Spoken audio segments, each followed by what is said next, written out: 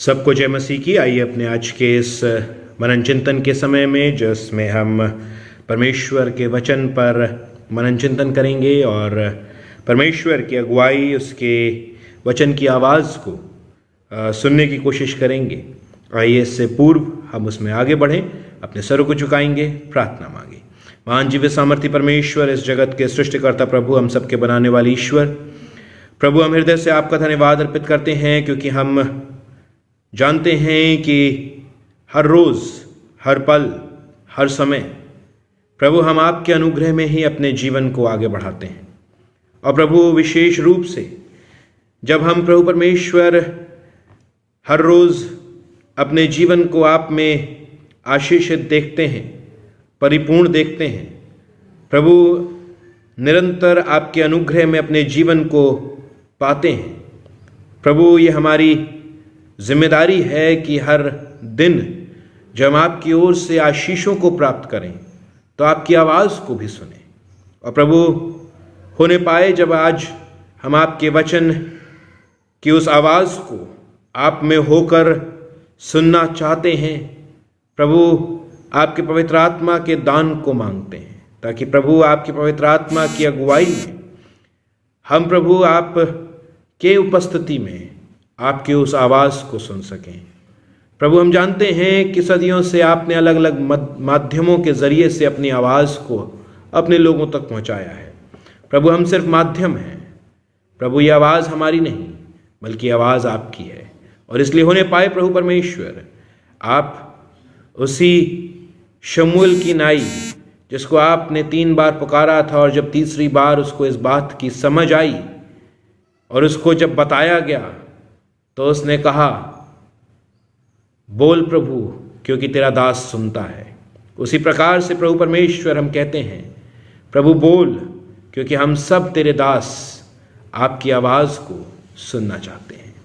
सारा आदर महिमा आपको देते हैं, विशेष रूप से जब अब्राहम के जीवन पर मनन चिंतन करते हैं और प्रभु परमेश्वर इस बात को देखते हैं कि विश्वास सिर्फ उसके उस परमेश्वर की आवाज़ को सुनकर परमेश्वर के पीछे चलने में नहीं था, बल्कि एक बहुत बड़े विश्वास को आज हम देखेंगे जब प्रभु परमेश्वर हम उसके जीवन के उस बड़े कार्य को देखेंगे जिसको करने के लिए वो एक पहाड़ चढ़ता है। प्रभु होने पाए हम भी अपने अपने जीवनों में प्रभु आपके प्रति अपने विश्वास योग्यता को आपके सम्मुख उसी प्रकार रखने वाले हों, क्योंकि प्रभु हम इस बात को समझने वाले हों जैसे अब्राहम समझता था, यहोवा यीरे, परमेश्वर हमें पर्याप्त परिपूर्णता प्रदान करेगा। परमेश्वर ही है जो हमारा प्रोवाइडर है। प्रभु हम प्रार्थना अर्पित करते हैं कि आप अपने अनुग्रह की दृष्टि हम में से प्रत्येक पर रखने वाले हों। सारा आदर महिमा आपको देते हैं, मांगते प्रभु यीशु क्रिस्त के नाम से, आमीन। परमेश्वर में प्रिय भाइयों और बहनों, आज हम अब्राहम को 22वें अध्याय में देखेंगे और अब्राहम के जीवन की उस परीक्षा को देखेंगे जिसके तहत वो विश्वास योग्य ठहराया गया। और जब हम विश्वास की बात करते हैं या अब्राहम को विश्वास के मूल पिता के रूप में देखते हैं तो हम और आप इस बात की समझ रखते हैं कि विश्वास उसके जीवन में अलग अलग पहलुओं में मिला। विश्वास जहां मैं और आप देखते हैं कि उसने परमेश्वर की आवाज़ को सुना और परमेश्वर की उस आवाज़ को सुनकर हैरान से वो अपने पूरे कुनबे के साथ परमेश्वर की आवाज़ को सुनकर चल देता है। उसके बाद हमने कई समयों में उसके जीवन में कमज़ोरियों को भी देखा, पर अभी आज विशेष रूप से हम जिस अब्राहम को देखने जा रहे हैं वो विश्वास के ऐसे मापदंड को मेरे और आपके सामने एक उदाहरण के रूप में रखता है जिस मापदंड को मेरे व्यक्तिगत सोच और विचार के अनुसार एक इंसान का पूरा करना बहुत कठिन है। ऐसा मापदंड, ऐसा स्टैंडर्ड जो एक मनुष्य कभी भी पूरा नहीं कर सकता है, वो इस मनुष्य ने परमेश्वर के सामने उसको पूरा किया और परमेश्वर की उस परीक्षा में वो खरा उतरने पाया। आइए इससे पूर्व हम अपने मनन चिंतन में आगे बढ़े। मैं आपके सामने 22वें अध्याय की कुछ चंद आयतों को पढ़ना चाहता हूं। उत्पत्ति की पुस्तक उसका 22वां अध्याय उसकी पहली आयत से। इन बातों के पश्चात ऐसा हुआ कि परमेश्वर ने अब्राहम से यह कहकर उसकी परीक्षा की, हे अब्राहम। उसने कहा, देख मैं यहां हूं। उसने कहा, अपने पुत्र को अर्थात अपने इकलौते पुत्र इसहाक को जिससे तू प्रेम रखता है संग लेकर मोरिया देश में चला जा और वहां उसको एक पहाड़ के ऊपर जो मैं तुझे बताऊंगा होम बलि करके चढ़ा। अतः अब्राहम सवेरे तड़के उठा और अपने गधे पर काठी कसकर अपने 2 सेवकों और अपने पुत्र इसहाक को संग लिया और होम बलि के लिए लकड़ी चीर ली। तब निकलकर उस स्थान की ओर चला जिसकी चर्चा परमेश्वर ने उससे की थी। तीसरे दिन अब्राहम ने आंखें उठाकर उस स्थान को दूर से देखा और उसने अपने सेवकों से कहा, गधे के पास यहीं ठहरे रहो, ये लड़का और मैं वहां तक जाकर और दंडवत करके फिर तुम्हारे पास लौट आएंगे। तब अब्राहम ने होमबलि की लकड़ी ले अपने पुत्र इसहाक पर ला दी और आग और छुरी को अपने हाथ में लिया और वे दोनों एक साथ चल पड़े। इसहाक ने अपने पिता अब्राहम से कहा, हे मेरे पिता। उसने कहा, हे मेरे पुत्र, क्या बात है? उसने कहा, देख आग और लकड़ी तो है, पर होमबलि के लिए भेड़ कहाँ है? अब्राहम ने कहा, हे मेरे पुत्र, परमेश्वर होमबलि की भेड़ का उपाय आप ही करेगा। और वे दोनों संग संग आगे चलते गए। परमेश्वर अपने वचन के पढ़े और सुने जाने पर आशीष दे। आमीन। प्रिय भाइयों और बहनों, हमने अब्राहम के जीवन के हर पहलू को मैं समझता हूं बारीकी से देखा है। कई पहलू ऐसे भी होंगे जो मैं और आप नहीं समझे होंगे या हमने उस पर ध्यान नहीं दिया होगा, पर फिर भी एक विस्तृत रूप से हमने अब्राहम के जीवन को देखने की कोशिश करी है और उससे सीखने की कोशिश करी है। हमने इस बात को देखा और जाना कि अब्राहम हम में से ही एक मनुष्य की तरह अपने स्वभाव को धरे हुए था, यानी उसके अंदर अच्छाइयां थीं तो उसके अंदर कमियां भी थीं, उसके अंदर धार्मिकता थी तो उसके अंदर अविश्वास भी था, उसके अंदर परमेश्वर की बातों की समझ को बूझने की शक्ति थी, पर साथ ही साथ परमेश्वर की बात को के प्रति नासमझी भी उसके जीवन से हुई। पर आज हम जैसे अब्राहम को देखते हैं और जब मैं और आप उस अब्राहम की ओर अपनी नजर को रखते हैं तो शायद अब पहले की हुई हर एक बात मैं और आप भुला देंगे।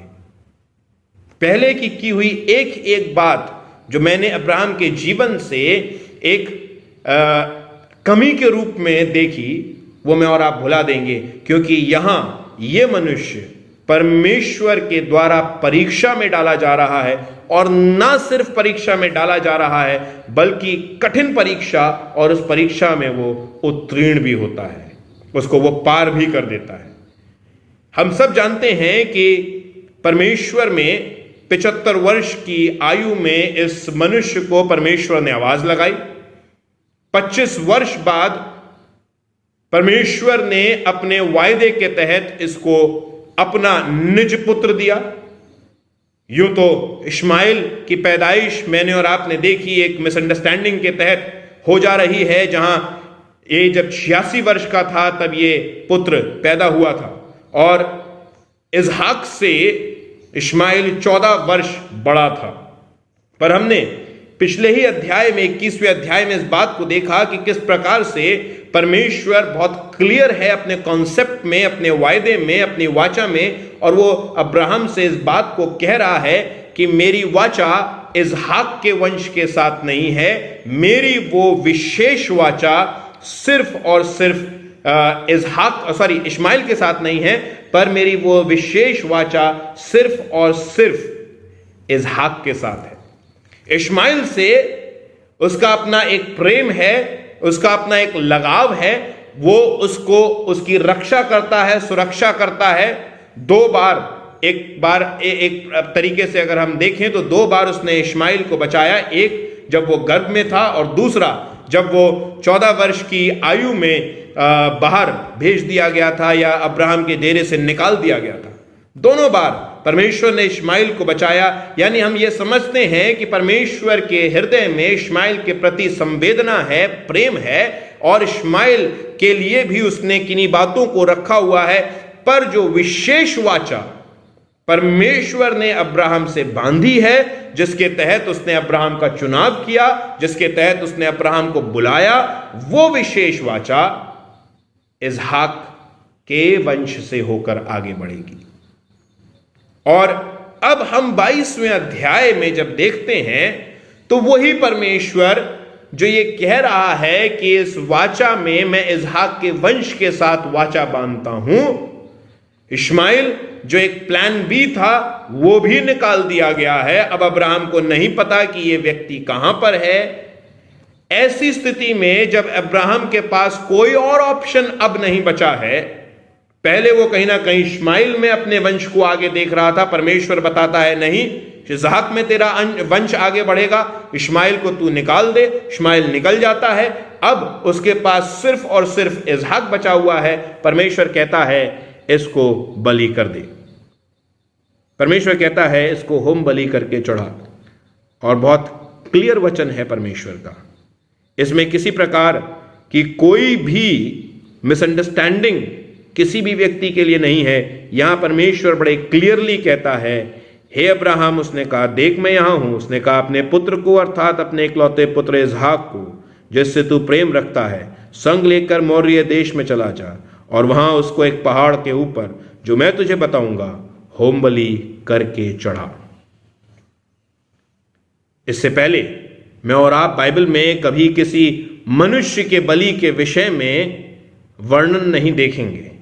हां, यह जरूर है कि हिस्टोरियंस ये कहते हैं कि उस समय में मनुष्य की बलि चढ़ाई जाती थी, और हम जानते हैं कई मानसिकताओं में मनुष्य की बलि बहुत समय तक चढ़ाई गई है। पर यह समय ऐसा समय है जहां परमेश्वर जानवरों की बलियों को लोगों से मांगा करता था, और उनके तहत, उनके लहू बहाने के तहत उस पाप क्षमा को मनुष्य को दिया करता था। यहां इस व्यक्ति से, अब्राहम से परमेश्वर बातचीत कर रहा है और कह रहा है एक प्रकार से, ये वंश जो मैंने तुझको दिया था अब मैं ये चाहता हूं। अगर आप सोचें एक दृष्टिकोण से, तो परमेश्वर, अगर जो परमेश्वर ने दिया है, परमेश्वर वो मांग रहा है, तो क्या बुराई है? दिया किसने था? परमेश्वर ने दिया था। और इसी लिहाज से मैं और आप भी कई बार अपने बीच जब किसी गमी को देखते हैं तो सांत्वना इन्हीं शब्दों में देते हैं, परमेश्वर ने दिया, परमेश्वर ने लिया, परमेश्वर का नाम धन्य हो, जैसा अय्यूब ने कहा। मैं और आप भी इन्हीं वाक्यों को कहकर लोगों को ढांढस बनाते हैं और ये जताने की, ये बताने की कोशिश करते हैं कि परमेश्वर की ओर से ही वो मनुष्य भेजा गया था। और यहां पर अब्राहम, जिसको हम देख रहे हैं जो बिना पुत्र का है, जिसको हम देख रहे हैं जिसके पास किसी भी प्रकार की कोई आशा नहीं है, यह व्यक्ति जब पुत्र की आशीष को प्राप्त कर रहा है, उस पुत्र की आशीष को जिसको इसने सिर्फ और सिर्फ परमेश्वर के बल पर ही प्राप्त किया है। हम सब जानते हैं सारा की कोख बंद थी और वृद्धावस्था के कारण वो सारे सिस्टम्स भी जो एक प्रकार से रिप्रोडक्शन के लिए कारगर होते हैं वो भी बंद हो चुके थे। वचन उसको बताता है, मैं ये नहीं कह रहा हूं, वचन ने उसको रिकॉर्ड किया है। और उस स्थिति में परमेश्वर ने उस वृद्धावस्था में, उस बुढ़ापे की अवस्था में उन अंगों को एक प्रकार से चलाया, कारगर किया।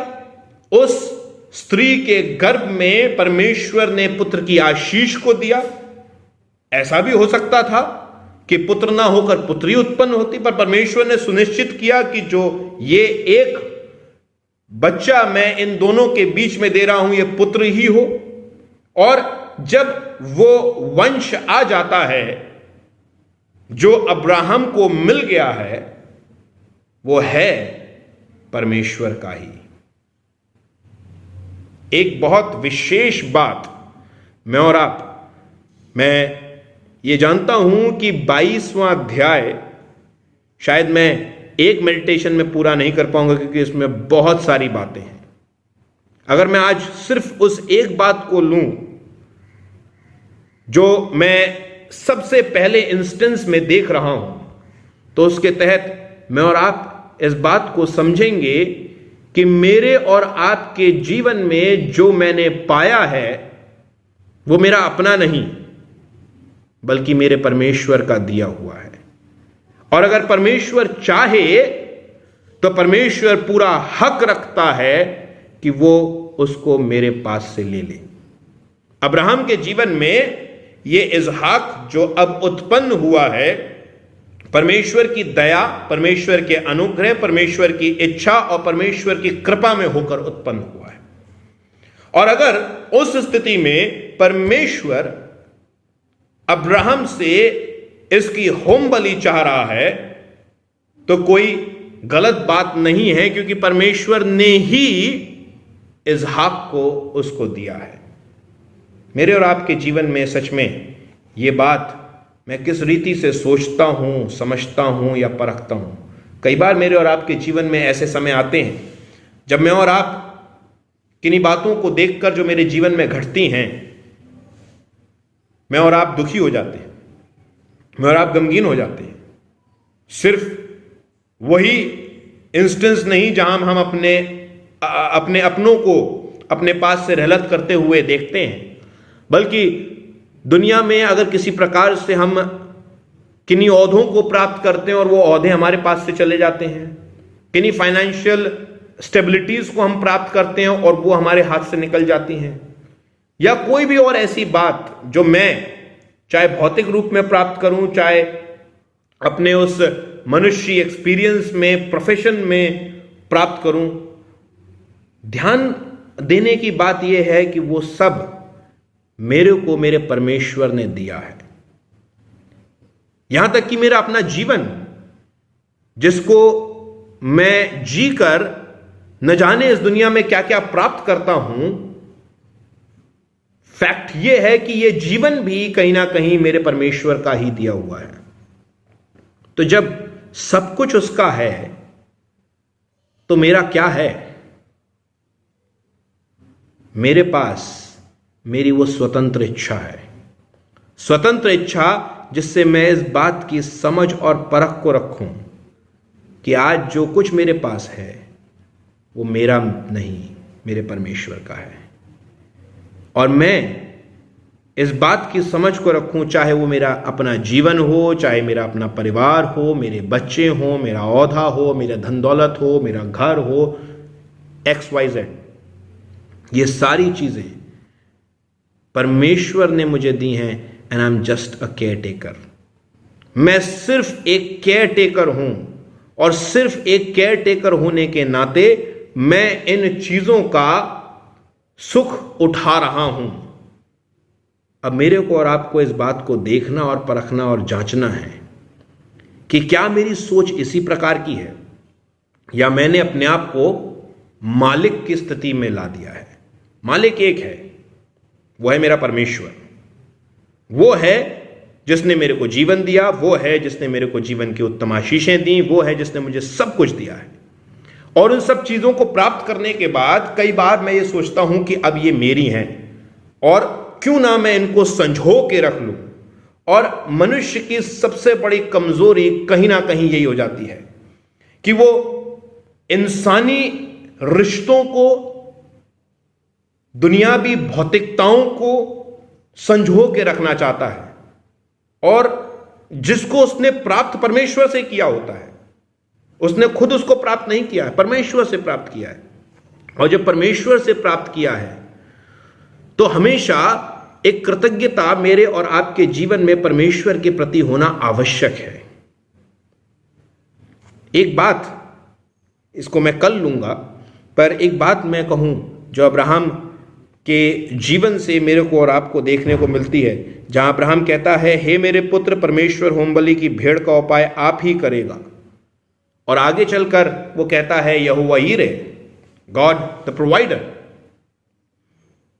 वो इस बात की समझ रख रहा था सही मायने में कि God is the provider, Isaac belongs to God, and if God wants me to sacrifice Isaac, I will do that.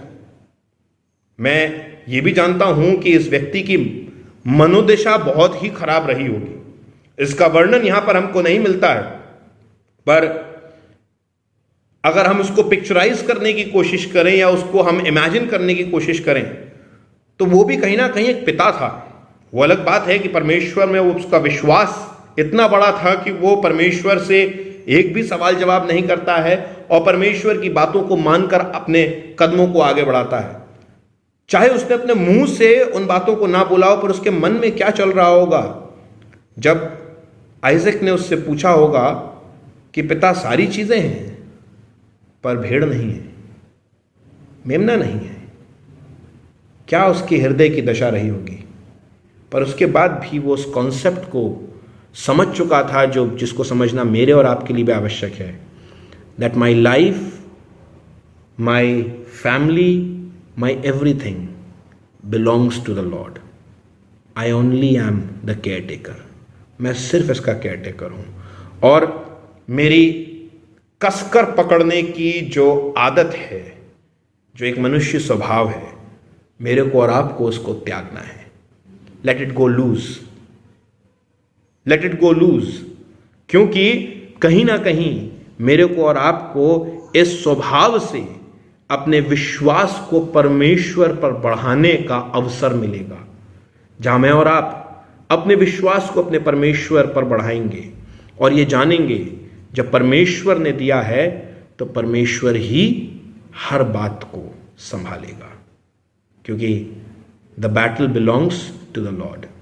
And in this scenario, whether it is corona virus, whether it is this lockdown और any other thing, जहां मैं और आप बहुत सारे मानसिक दबाव में भी होकर गुजर रहे हैं। कई लोगों के मेरे पास फ़ोन कॉल्स आए कि पादी साहब प्रार्थना कीजिए, कई लोग बहुत मानसिक दबाव में हैं, कई लोग परेशानी में हैं, तंगी में हैं, बदहाली में हैं।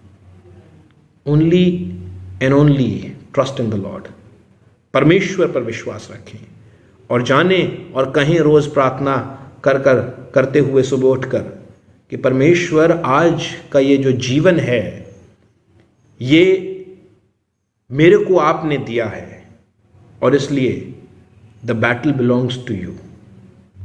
आई will fight but I cannot fight alone. मैं लड़ूंगा पर मैं अकेले नहीं लड़ सकता हूं। I will fight in your name and the battle belongs to you. और देखिएगा कि परमेश्वर में आप अपने हर दिन के उस द्वंद्व को जीतेंगे जो परमेश्वर ने आपके लिए ठहराया है। कल आगे हम और बातों पर चर्चा करेंगे और मैं समझता हूँ ये 22वां अध्याय में हमें कुछ समय लगेगा, क्योंकि इस अध्याय में होकर हम अपने अब्राहम के अंतिम मेडिटेशन को भी देखेंगे और मैं चाहूँगा कि आप उस अंतिम मेडिटेशन को मिस ना करें, क्योंकि हम कहीं ना कहीं अब्राहम के जीवन के सार को देखेंगे या इस कारण को देखेंगे कि क्यों वो विश्वास का पिता बना। और वो देखना मेरे और आपके लिए बहुत आवश्यक है, क्योंकि उससे शिक्षा पाकर मैं और आप भी अपने विश्वास में परमेश्वर के समक्ष और विश्वस्त हो सकते हैं। आइए हम प्रार्थना करें। महान जीव सामर्थी परमेश्वर, इस जगत के सृष्टिकर्ता प्रभु, हम सबके बनाने वाले ईश्वर प्रभु, हम धन्यवाद अर्पित करते हैं क्योंकि हम जानते हैं हमारे जीवन से लेकर हमारी हर एक भौतिक आशीष सब कुछ प्रभु हमने आपसे प्राप्त की है। प्रभु ये आपकी ही है, हमारी नहीं है। और इसलिए प्रभु प्रार्थना करते हैं कि हमारे अंदर के उस मनुष्य स्वभाव को आप हमारे अंदर से निकाल कर बाहर करें, जहां प्रभु परमेश्वर हम कसकर अपने इंसानी रिश्तों को, अपने भौतिक आशीषों को पकड़ के रखने की कोशिश करते हैं। प्रभु प्रार्थना करते हैं कि आप हमारी सहायता करें, अनुग्रहित करें, दया से भरपूर करें, क्योंकि प्रभु परमेश्वर चाहे हम जितना कसकर इनको पकड़ने की कोशिश करें, हम उसके बाद भी उन बातों को कंट्रोल नहीं कर सकते। इसलिए बेहतर यह है कि हम अब्राहम की तरह अपने हाथों को खुला छोड़ दें और ये जानें कि आप ही हमारे प्रोवाइडर हैं। आप ही हमारे पालन करता है।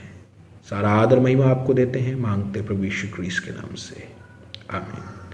आए हमारे बाप तू जो आसमान पर है, तेरा नाम पाक माना जाए, तेरी बादशाहत आए, तेरी मर्जी से आसमान में पूरी है, ज़मीन पर भी हो। हमारे रोज़ की तो आज हम बख्शते, जिस तक कसूरवारों को माफ़ करते तो हमारे कसूरों को माफ़ कर।